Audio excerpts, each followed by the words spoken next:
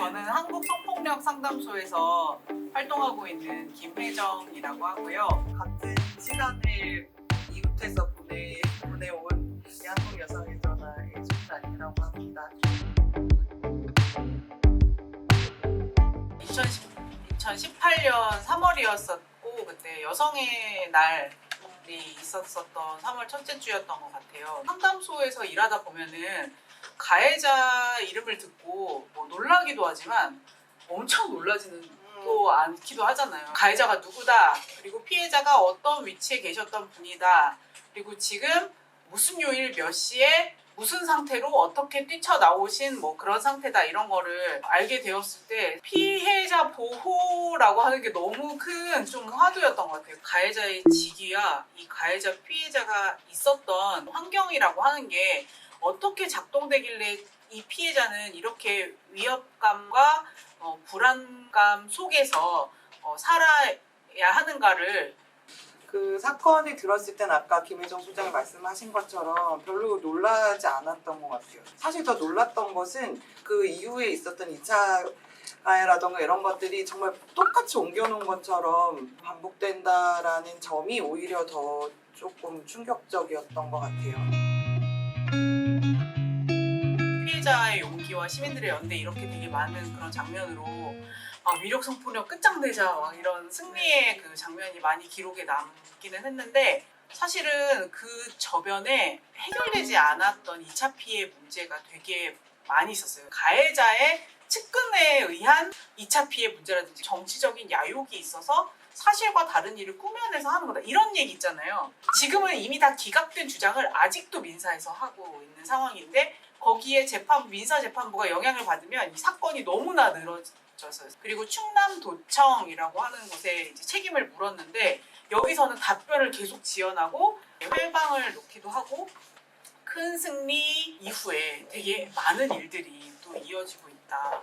이 진실을 도대체 어떻게 밝힐 것이냐, 피해자는 남았는데 이게 제일 큰 과제였던 것 같아요. 그래서 결국에는 한 2021년 1월 25일이었나요? 그때 국가인권위원회에서 성희롱이 맞다라는 결정을 받게 되었죠. 많은 분들은 국가인권위에 결정 나고 이거 성희롱 맞대, 그리고 뭐 서울시에 권고했고 뭐 정부는 어떻게 하고 뭐 이렇게 권고사항들이 있었대로 해서 끝났을 것 같지만 실제로는 아직도 그 여파로 관련된 여러 가지 일들이 계속 이어지고 있다. 그 2차 피해를 막으려면 사건이 일어난 영역의 책임자들이 이 사건은 원칙대로 처리하겠다, 이 사건의 피해자에게 위협이 되는 2차 피해 행위는 금지한다, 그렇게 하면 안 된다 같은 것이 그 사건에 대한 어떤 가이드라인처럼 이렇게 돼야 되는데, 그 책임자가 가해자잖아요. 그 빈 공백에서 업무를 대신했어야 되는 사람들은 다 이 사람을 최상의 이익으로 보좌하던 사람들이니까, 이 사람들이 가장 큰 2차 가해의 기획자들과 실행자들이 돼버린 상태가 지방자치단체 장에 의한 사건들이었거든요. 그러면 누가 이 사안에 대해서 책임있게 처리하겠다라고 말할 수 있는 주체인가? 그리고 2차 피해에 대해서도 법적으로 뭔가 대응하려다 보니까 굉장히 어려워요. 다 조각조각 나고 그 맥락 설명하기 굉장히 다 피자 몫이 되고. 정당 차원에서 2차 가해를 방지하려는 노력은 없었고 오히려 그게 계속 재생산되는 그런 지경에 있었고, 피해자가 그래서 스스로 사실 또 법에 기댈 수밖에 없어서 근거가 충분하지가 않고 뭐 이렇게 된다고 해서 다 무혐의가 됐거든요. 그래서 2차 가해에 대한 책임을 법적으로 묻는 거는 정말 어려운 것 같아요. 그래서 공동체라는 것에 이제 기대하게 되는 건데, 우리나라의 정치 공동체는 그런 곳이 아니었다. 안희정, 박원순, 오거돈 사건 이렇게 많이 호명이 되긴 하지만은 이거 말고도 사실은 많고. 작년 여름이었죠. 그래서 강동구청장이 부인을 뭐 폭행한 건으로 신고되었다라는 게 기사가 나온 적이 있었고요. 파주시장도 여러 번 이제 신고당한 적이 있었다, 뭐 이런 것들이 알려졌죠. 사실 저는 좀 너무 늦게 알려졌다라는 생각을 했었죠. 가정폭력 문제는 아마 더 많이 일상적으로 일어나고 있었을 텐데 이제 돼야 이제 좀 이게 좀 언론에 나오고 알려지게 되는구나 뭐 이런 생각을 했었고 이 정치를 재생산하려고 했던 사람들이 가장 먼저 들여다보고 소잃고 외양간 고쳐서라도 뜯어 고치거나 복귀해야 될 사안이라고 생각하는데 안희정 같은 경우에는 그 사건 피해자가 처음에 말씀하신 그날 그냥 바로 제명을 했거든요. 책임으로부터 그냥 완전히 그냥 그 첫날 다 이탈이 된 상황이에요. 그래서 왜 교훈으로 그 제대로 된 조치로 응답하지 않고 있는가.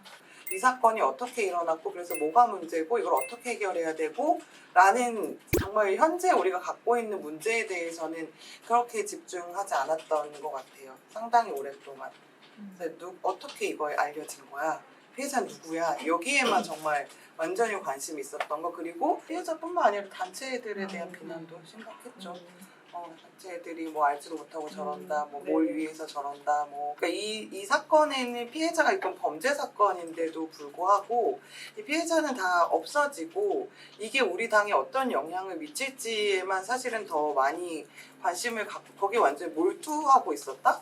안희정 사건 이후에 박 시장 사건이 한바퀴로 계속 진행됐다는 점에서 봤을 때는 여전히 성폭력 사건이라는 것에 대해서 인식이 여전히 천박한 상태구나.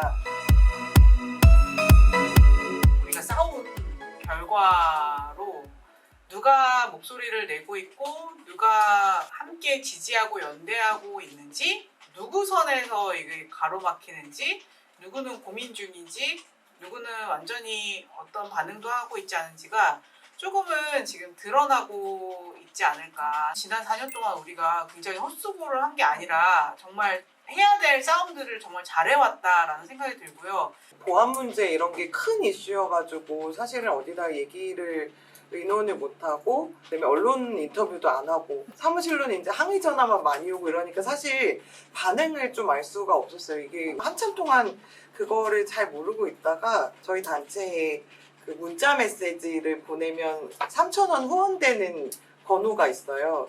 그 번호가 이제 뭐 한 달이 지나서 이제 결산이 된 게 이렇게 왔는데 저희가 기자회견 할 때 초 단위로 거의 응원 문자가 계속 들어와 있었더라고요. 그때도 사실 되게 힘든 때였거든요.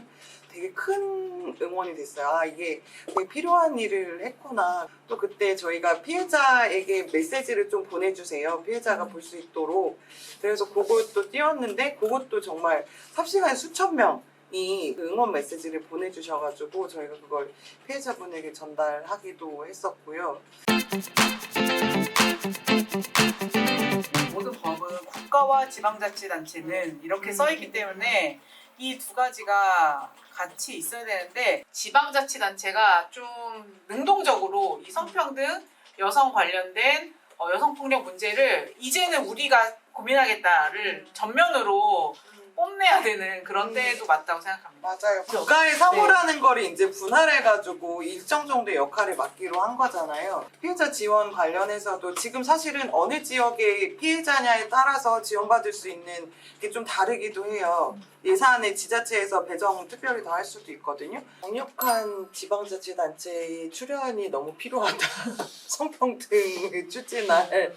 그렇게 할 수 있고 왜냐면 지자체 이미 자기네 자치규약으로 근거를 가지고 있거든요.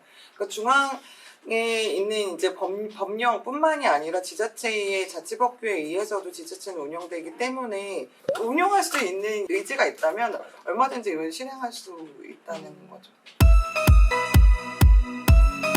사실은 문제가 됐을 때 관심을 정말 확 가지고 해결될 수 있도록 촉구하는 일에 목소리 내주시는 거가 사실 저는 오히려 더 쉬운 방법인 것 같아요. 계속 일상에서 뭘 한다기보다는 이 지자체에 아니면 우리 시의회에 무슨 일이 생겼을 때 그때 당신 잘못했네 라고 얘기해 주시는 게 저는 좋은 유권자로서 할 수 있는 방식이 아닐까.